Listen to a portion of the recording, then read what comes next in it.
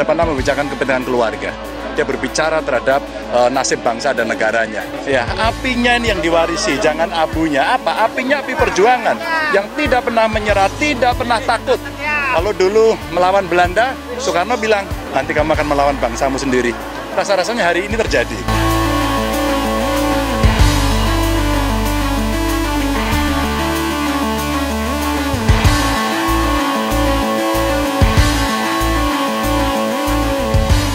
Nah, di sini menurut saya sindiran Ganjar sangat telak sekali. Yaitu sindiran Ganjar di sini ketika Ganjar ikut meramaikan yaitu acara Soekarno Run di sini. Nah, menurut saya apa yang dikatakan Ganjar di sini sangat benar adanya. Dan kalau kita melihat rekam jejak pada waktu lalu memang benar apa yang dikatakan Ganjar Pranowo di sini. Nah, seperti ini video dari Ganjar Pranowo. Di sini bahkan juga dikomentari oleh Maudi Asmara. Isi sindiran Ganjar untuk sindir Jokowi yang bandingkan dengan Bung Karno. Seperti ini. Oh sama. Soekarno tidak pernah membicarakan kepentingan pribadi, tidak pernah membicarakan kepentingan keluarga.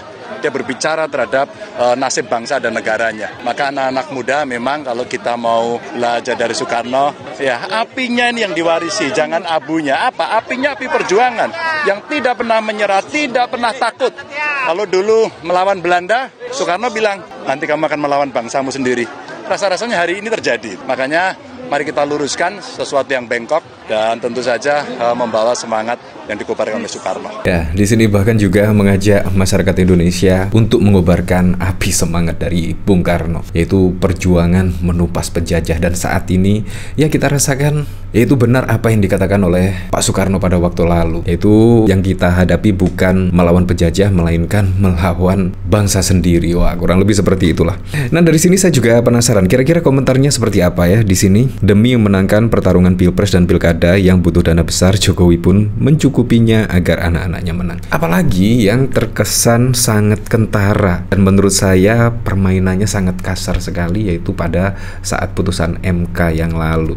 Ya, setidaknya apa? Yaitu Gibran tiba-tiba menjadi cawapres dari Pak Prabowo Subianto walaupun usianya di bawah 40 tahun. Artinya di situ ketika pendaftaran di KPU pasti juga akan ditolak lah karena belum cukup usia, karena adanya putusan MK dan akhirnya juga seolah-olah diberikan karpet merah dan akhirnya juga bertarung pada Pilpres yang lalu menghadapi Ganjar Pranowo. Otomatis lah di situ peta perpolitikan langsung berubah ketika adanya Gibran di sini. Tidak cukup hanya putusan MK, tiba-tiba pada waktu lalu juga dikejutkan dengan putusan MA, di mana juga Kaisang juga belum cukup usia untuk mendaftarkan pada pilkada serentak. Tiba-tiba ada putusan MA, setidaknya usia minimal 30 tahun itu ketika dilantik. Nah, di sini memang ada kepentingan keluarga dan semacamnya lah. Padahal kalau urusan politik di sini bagaimana caranya untuk mensejahterakan masyarakat, bagaimana caranya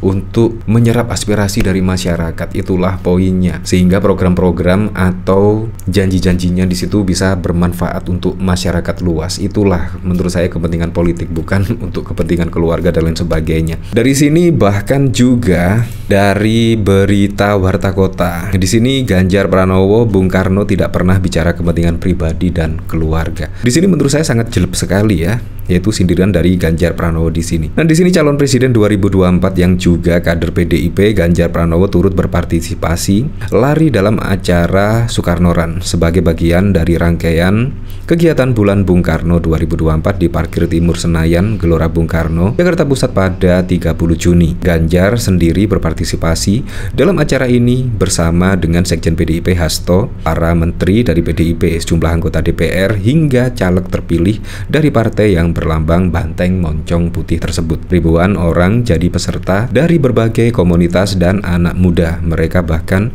sudah hadir sejak pagi guna mengikuti acara Soekarno Run ini. Meskipun memulai start dengan agak telat, Ganjar berhasil menyelesaikan larinya hingga garis finish. Di sisi lain, Ganjar pun memaknai acara Soekarno Run ini tidak hanya sekedar ajang lari semata, tetapi sebagaimana belajar soal perjuangan. Tidak hanya sekedar olahraga, tapi orang diingatkan bagaimana cara Bung Karno lari dari sebuah proses politik, perjuangan terhadap bangsa, dan serba tidak enak. Dia dipenjara, dia dibuang, dan Soekarno tidak pernah berhenti, kata Ganjar. Dia lantas bicara soal pentingnya anak-anak muda juga memetik pelajaran perjuangan yang dilakukan oleh Bung Karno. Nah, di sini sangat keren sekali lah.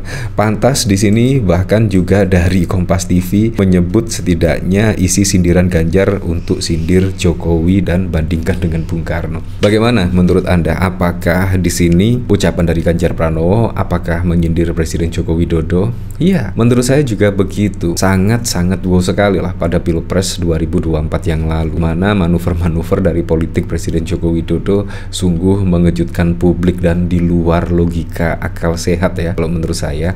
Apalagi pada waktu lalu yang setidaknya memutuskan usia minimum capres dan cawapres di bawah 40 tahun di situ ya dari pamannya. Bayangkan, dari pamannya. Di situ yang membuat logika saya tidak mampu berpikir ya. Di situ ada apa semua itu? Manuver apa yang akan dilakukan? Ternyata tiba-tiba ada ungkapan dari Andi Wijayanto pada waktu lalu, setidaknya Pak Prabowo menang, PSI masuk parlemen dan suara PDIP turun. Ternyata kemungkinan untuk menurunkan suara dari PDI Perjuangan. Apakah itu maksud dan tujuannya? Ya, tetapi cukup mengejutkan sekali. Karena apa? Karena pada pileg yang lalu suara PDIP juga tetap yang tertinggi bila dibandingkan dengan partai-partai yang lainnya. Walaupun turun sih, tetapi tetap yang tertinggi. Dan PSI yang menurut Presiden Joko Widodo dari ucapan Andi Wijayanto akan masuk ke parlemen, tetapi saat ini juga belum masuk parlemen. Masih di bawah 4%. Sangat jauh sekali, bahkan di bawah 3%. Apakah ucapan Ganjar Pranowo di sini setidaknya menyindir dari Presiden Joko Widodo? Ya, masyarakat yang berhak menyimpulkan ya di sini. Nah, tapi di sini sangat wow sekali ya. Ganjar Pranowo tetap semangat ya di sini walaupun dijuluki 16% baterai lowbat dan lain sebagainya, tetapi juga tetap semangat lah untuk menyuarakan yaitu tentang perjuangan Bung Karno di sini. Nah, di sini bahkan juga dikomentari oleh Gus Gun, istrinya banyak masih sempat mikirin negara. Ya, seperti itulah. Apalagi kalau kita lihat dari sini ya, dari Kaisang misalnya. Di sini bahkan Kaisang juga kayaknya maju mundur ya, akan dijagokan di Pilkada DKI Jakarta, yaitu dengan Ridwan Kamil misalnya. Di sini bahkan Golkar akui kalkulasi usung Ridwan Kamil di DKI berubah gara-gara Anies dan Ahok. Ya, memang gara-gara nama Anies dan Ahok, yaitu tiba-tiba setidaknya akan maju di Pilkada DKI Jakarta. Di situ suara atau elektabilitas dari Ridwan Kamil tiba-tiba langsung menurun. Dan bahkan juga dari elektabilitas Anies dan juga Ahok saling kejar-kejaran. Nah, di situ pun akhirnya Ridwan Kamil ya setidaknya dipikir-pikir ulang lah apakah akan maju pada Pilkada Jawa Barat atau seperti apa. Karena kalau di DKI Jakarta lawannya sangat berat sekali, seperti contoh nama besar Ahok dan juga nama besar Anies Baswedan. Dan Kaisang kayaknya di Jawa Tengah sih kalau dari berita-berita yang beredar. Ya, tapi kita kembalikan lagi ke masyarakat. Tapi yang jelas pada Pilkada serentak mendatang semoga saja berjalan dengan aman, berjalan dengan lancar, dan yang paling penting berjalan dengan transparan, jujur, dan juga adil.